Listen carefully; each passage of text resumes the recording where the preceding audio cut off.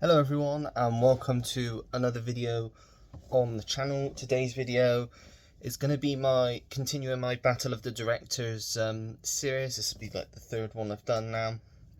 Another interesting one, this one too.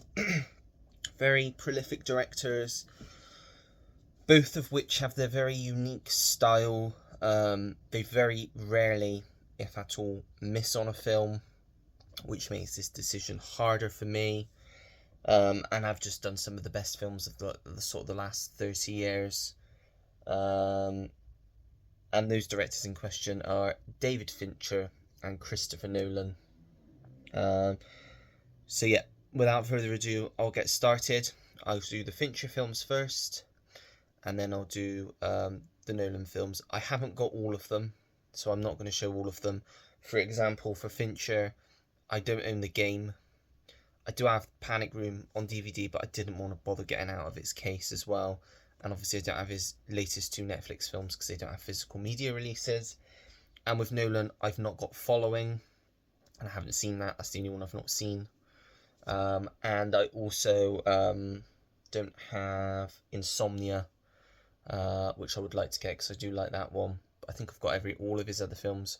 But yeah, let's get started with Fincher and his first film, Alien 3, which was his directorial debut. If you're going to watch this, I implore you watch the special edition, which was released in 2003. Such a great Alien film, in my opinion. There are people that really don't like this film, and there are people like myself who are in the camp of it's awesome. I know Stuart really likes this one as well. It's great. Sigourney Weaver's back. It's not as good as Aliens, in my opinion. Maybe not even quite as good as Alien, although I need to give that one another watch. But it's just an awesome Alien film, in my opinion. Set on like this prison planet. It's like a maximum security prison planet that Ripley basically crash lands. It basically takes place straight after the end of Aliens. Now, I'm not going to spoil it because there's a certain person in the community, not naming any names, that still hasn't seen Aliens. So I don't want to spoil what happens at the end of Aliens to that certain person. But anyway, it's just an awesome film. Got some great actors in it. You got Charles S. Dutton, Charles Dance, Lance Henriksen's back in this one. Brian Glover's in this as well. There are a few others, but I can't remember. It's been a while since I've watched it. But yeah, it is just an awesome film. Produced and written also by Walter Hill. And yeah, for Fincher's first film, it's not his best film, but I personally really enjoy it. So yeah, that is Alien 3. Next up, one of his best films. I mean, he's done a lot of great films. I wouldn't say this was his breakthrough film, because I suppose Alien 3 was quite a big film, but it was also a studio film and he was just assigned to direct it. This was his own vision, his own film, and it's just a great film. Seven, Brad Pitt, Morgan Freeman. Just a great, gritty, dirty crime thriller about two cops investigating these serial killings by this serial killer who's basically killing people based on the 7 deadly sins. According to each of those sins, Kevin Spacey in this one as well, Gwyneth Paltrow, the score by Howard Shore. Just the fact that, except for the last part of the film, it's raining throughout the whole film, which really also drills in that dread that you feel throughout the film. It's a great film. It's one that I need to just watch again. I mean, all of Fincher's films you got to watch more than once because they're just some great films. But Seven, probably one of the best crime thrillers we've had in the last 30 years. Definitely one of the most iconic, incredible films Seven is. Now, I don't have The Game. I'd love to get I think there's an Arrow release of that, so I'd love to get that at some point, because again, The Game, another great film. Obviously Michael Douglas, Sean Penn, they play brothers in the film, and for his birthday, Sean Penn gets Michael Douglas a gift, which is a game, but he then struggles to determine what's real and what's not, and what's really going on, this big conspiracy sort of thing. Really good film. Like I say, I need to get that on physical, because I remember really enjoying that one when I watched it. Then next up, we go to Fight Club. Brad Pitt again, Ed Norton, not Deadpool. Yeah, Deadpool gets on my nerves nowadays. As you know, I only have a certain amount of tolerance to Ryan Reynolds' schlockiness. He can just be really annoying sometimes, and I've got to be in the right mood to watch a Deadpool film, to be honest with you. But let's take this off so we can see the proper Fight Club. Helena Bonham Carter, Meatloaf, for goodness sake, Jared Leto. Great film, but I'm not going to talk about it because you're just not. It's one of the rules, and I've already broken it. Not allowed to talk about it. So yeah, but that is Fight Club. Next up, we have Zodiac. Like I said, Panic Room, awesome Jodie Foster film, but I'm not going to talk about that one too much. But Zodiac could be one of my favourite Fincher films. I adore this film. I think it's another great crime thriller film from Fincher, but this time based on a true story about the Zodiac killer in the 70s and about the hunt for him, about how the media tried to track him down as well. You got Jake Gyllenhaal, you got Robert Downey Jr., Mark Ruffalo. Is it Chloe Sevigny's in this one as well, I think? Don't say the bloody cast. Yeah, Chloe Sevigny. And don't say who else. But yeah, it's just an awesome crime thriller. It's quite long, 162 minutes. But if you like these sorts of films, it absolutely flies by. So yeah, that is Zodiac. Then next up, we have a film that came out the following year, which I really like. Got a lot of rewatchability, this film. The Curious Case of Benjamin Button. Again, Brad Pitt. And you got Cate Blanchett in this one. You got Taraji P. Henson, Julia Ormond, Jason Fleming, Elias Koteas, Tilda Swinton. Score by Alexander Desplat. Screenplay by Eric Roth. And it's a great film. It's been memed so many times, parodied so many times. Benjamin Button, basically born backwards, born as an old man, and it's him going through life and the things that he comes across in life. And yeah, it's just a great film, based on an F. Scott Fitzgerald novel from the 20s. It's like a time traveller sort of adventure film. Yeah, just love this film. Got great story, great characters in this as well. Yeah, recommend that. The Curious Case of Benjamin Button. Then we have The Social Network, another really good film about the creation of Facebook, about Mark Zuckerberg, what he did, kind of made him out to be the villain, which I believe he was not happy about this film coming out at all. Obviously Jesse Eisenberg playing Zuckerberg. You got Andrew Garfield, Justin Timberlake, Armie Hammer, Max Minghella, Dakota Johnson in one of her first films, Rooney Mara as well. Yeah, really good film. Score by Reznor and Ross, Trent Reznor and Atticus Ross. Screenplay by Sorkin, who is supposedly writing and directing the sequel to this. Yeah, just a really great biopic. Yeah, The Social Network. Then 2011, another one of my favourite Finchers. I love this film as well. The Girl with the Dragon Tattoo, based on the, is it Swedish films and novels, the Millennium Trilogy. Basically about this disgraced journalist, Mikael Blomkvist, played by Daniel Craig in this. He's invited to basically solve this murder by the victim's uncle, played by the brilliant Christopher Plummer. You've got hacker Lisbeth Salander, who in this is played by Rooney Mara, who's basically been hired to investigate Daniel Craig's character, and they both get involved in this conspiracy. Yeah, it's just a great, again, really gritty, really dark, quite brutal crime film, written by Steve Zaillian. Yeah, Fincher knows how to pick his writers, he knows how to pick his cast, he knows mainly how to pick his film as well. another great film, The Girl with the Dragon Tattoo. And then last from Fincher, which I'm going to talk about, is another great Fincher film, Gone Girl, Ben Affleck, Rosamund Pike, based on the Gillian Flynn novel. You got Neil Patrick Harris, Tyler Perry in this as well. Gillian Flynn wrote the screenplay for the film as well, and it's basically about this. It's again a thriller about this couple.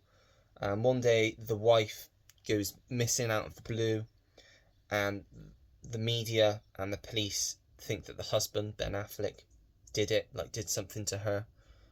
He's got to try and find out what's happened to his wife, where she is, but did he actually kill her? That's the big question that looms. Yeah, just another great Fincher film. His last great film, in my opinion. Yeah. He then went on to do Mank, which is his by far weakest film in his filmography, in my opinion. Would never go back to that. Just did not enjoy that one bit. And The Killer with Michael Fassbender from 2023, which wasn't too bad. I quite like that one. But again, it's a Netflix film, so I'm not likely to go back to it anytime soon. Right, I'm going to take a quick break, and I shall be back in a minute. Right, now on to Nolan. Right, let's get Nolan's stuff over. So as I said, I've not got his first film, Following. I've also not seen it, so I can't really talk about it. But he following up, excuse the pun, that's a Sam joke there, with Memento. Guy Pearce, Carrie-Anne Moss, Joey Pantoliano, as his actual name is. Really good film, good twist to this film about a guy who's basically got amnesia. He basically can't remember what's happening. He can only remember everything up to the night his wife was brutally murdered. But then since then he's had short-term memory loss, and he can't recall anything that's happened since then, or anyone that he's met, anywhere he's been, anything at all. So he's on a mission to try and find out who killed his wife, but obviously this is quite difficult because he goes to sleep, he can't remember what's happened before. So he gets the help of a bartender, played by Carrie-Anne Moss, and he's also got help, but a cop, played by Joey Pantoliano, who's got his own sort of secret agenda, and is a bit sus. He's a bit sus of him, to be honest. But yeah, really good film. Really enjoyed the twist, and another one that I think I need to go back to again at some point soon. And then, like I said, there was Insomnia after, with Al Pacino, Robin Williams, Hilary Swank. Really good, remake of a crime film set in, I think it's a place up in the North America, Alaska area, where they only have sunlight for a certain amount of time in the year, and then they're in basically dark, and a murder's being committed. Really good film. Robin Williams is incredible in that film as well. Just shows that he can really do dramatic performances and play a weirdo really well as well. Then we have The Prestige, really underrated Nolan film in my opinion. Just love the story of this. You got Christian Bale, you got Hugh Jackman, Michael Caine, Rebecca Hall, Scarlett Johansson. David Bowie is in this as well, yeah. Andy Serkis, Piper Perabo. All about magicians, and it's a thriller. Is it really just an illusion, or is there something more to it? And yeah, I just love where this film goes. How it's sort of you got Bowie playing Nikola Tesla in this, so you got sort of the real and the fiction interweaved. Yeah, really solid film, The Prestige. And then I'll talk about all three of these at the same time, and that is the Dark Knight trilogy. 3 really solid comic book films in my opinion, but they're all overrated as well. People regard, especially The Dark Knight, as one of the best films of the last 25 years. It's not really. These are fun comic book films. They're very well made, very well acted, very well just stylized. The story's really good, but they're comic book films. That is what they are. They have got pretty simple stories to them. It's about a billionaire who masquerades as not even a superhero, because he's not got superpowers, as a masked vigilante that goes out fighting crime. That's the story. And each film, he's got another main villain that he fights and he's got to take down, which he does. Heath Ledger's performance as the Joker in The Dark Knight, of course, is incredible. Won him a posthumous Oscar, very well deserved. But for me, they aren't the best Batman films. I would rather go back to the Michael Keaton films, the Robert Pattinson film, and then probably these films, to be honest. Very good films, just not as good as a lot of people say they are, in my opinion. For me personally, that's just my thoughts. Then we have Inception. Great cast this. Another really great, solid, original sci-fi film from Christopher Nolan.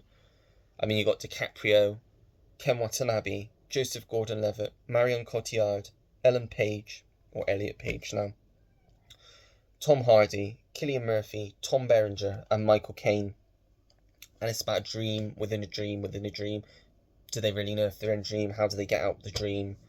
Trying to do a heist within the dream. It's really one that you need to watch a few times to get your head around it, which I will say for a lot of Christopher Nolan's films, they're just highly complex, very well written films, but are very confusing as well. You have to focus and you have to watch it and take it in a few times, I think. But yeah, I really like Inception. Then we have Interstellar, Matthew McConaughey, Anne Hathaway, Michael Caine, Jessica Chastain, a young Timothy Chalamet. I think this was one of his first films. Bill Irwin, Ellen Burstyn as well in this one. Score by Hans Zimmer. Another really solid one. Matt Damon's got a small part in this as well. I really enjoy it. Basically, Matthew McConaughey is turned to by these scientists who basically tell him that he needs to leave the Earth to try and save the planet for the future. So he sets off on a mission across the stars into different constellations, different solar systems, to try and save his planet and his daughter. Specifically, is it Murph, the name of his daughter, I think, if I remember rightly. But yeah, another really good one. Definitely another one that probably you need to watch a few times to really get the gist of it. But another one that I really enjoy. That is Interstellar. Then we have Dunkirk.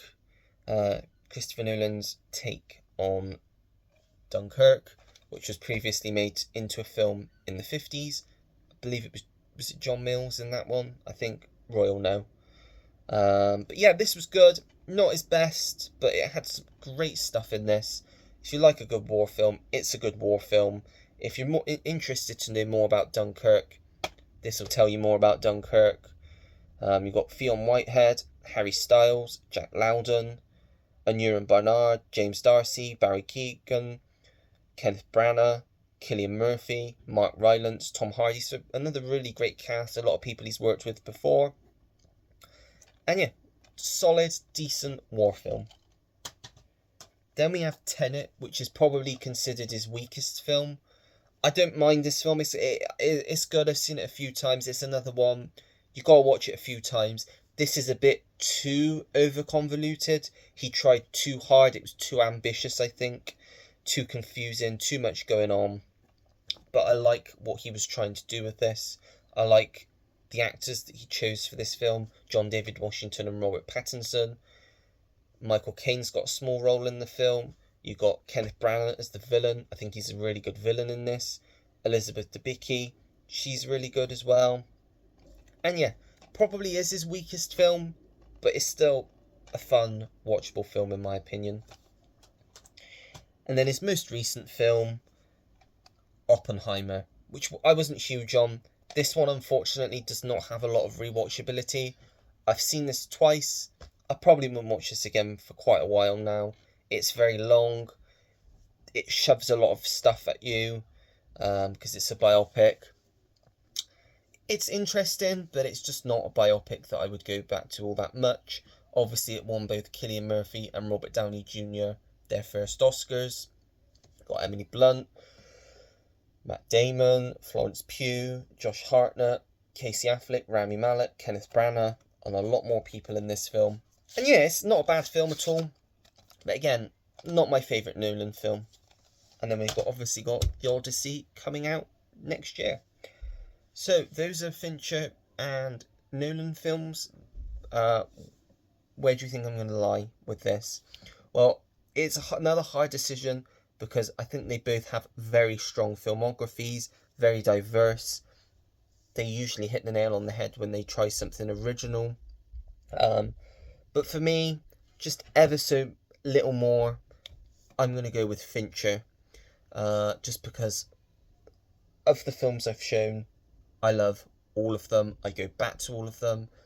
But there are a few Nolan films that I don't love as much as his strong films. But I think of the Fincher films I've shown, and generally in Fincher's filmography, he doesn't miss. He's had one miss for me, which was Mank. Every other film he's done which I've seen has been excellent. Like some of the best films the year they came out. So for me, Fincher takes the crown for this one. But I'd be interested to hear whether you're more on Fincher's side or more on Nolan's side. Like I said, they both got their own visions. They're both very ambitious and really go for their things, their projects. Like really go out there for their projects. But yeah, let me know who you would pick out of those. I'm not sure what directors I'm going to do next. I'm going to have a think over the next week because I've done quite a few of the ones that I'd like to have done. Possibly Ron Howard and Robert Zemeckis, actually. Now, could be a bit biased because I do say Robert Zemeckis is my favourite director. But when I do the video and I put the films together, because I do also really like a lot of Ron Howard's films, could be an interesting one because could Ron Howard maybe tip it because he's done a bit more. There's been some Robert Zemeckis films that have been real stinkers, but there's been some Ron Howard films that have been stinkers. So who's going to win that one? But yeah, let me know your thoughts on this, like who you side with, down below in the comments. If you like the video, make sure to give it a thumbs up. Subscribe if you want to see more videos like this. Turn your notification bell on so you know when I have a new video uploaded to the channel. Comment down below anything and everything. As you know, I always take the time to get back to anyone that leaves me a comment because I really do appreciate it.